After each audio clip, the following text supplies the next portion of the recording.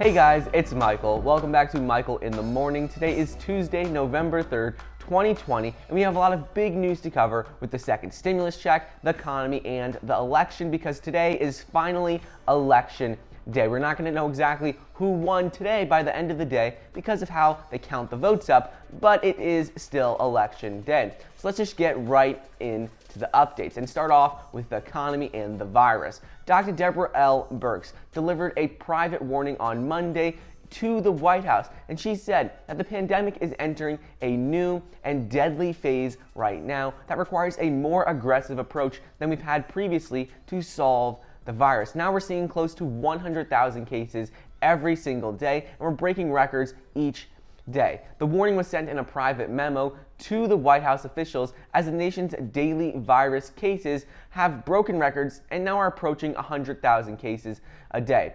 In the letter, Dr. Birx said that President Trump and his advisors were spending too much time focusing on lockdowns and not enough time on controlling the virus. She said that we're entering a more concerning and the most deadly phase we have ever seen in the pandemic in the coming weeks as it's starting to get colder out and we're seeing increasing in cases. She explained how it's not about lockdowns right now. It hasn't been about lockdowns since March or April when we were in the first lockdown. But she said instead it's about having an aggressive and balanced approach to getting the case numbers to start going down every single day. I know a lot of people think that case numbers are inaccurate. There's a lot of false positives, but either way we are seeing an increase in hospitalizations, and Dr. Birx says we need to start getting these numbers to go down so things can get better. Next up is Hank Smith, head of investment strategy at Haverford Trust, said that he thinks politicians on both sides of the aisle will be reluctant to enact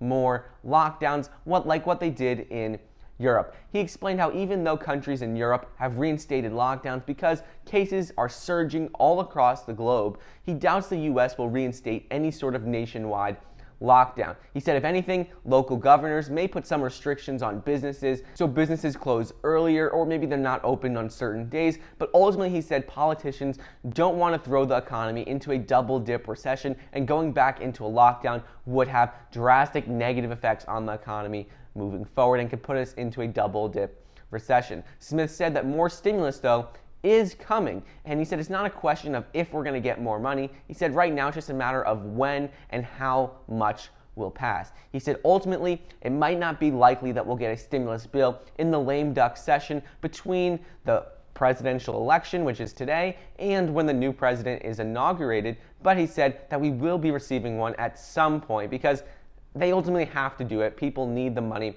and there's tens of millions of people who currently don't have any source of income. Moving on, chief economist at Moody's Analytics named Mark Zandi, he came out yesterday and spoke about the economy, and he said that the odds that the economy backtracks, that job losses and unemployment increase are very high. He explained how right now the economy has the intensifying pandemic.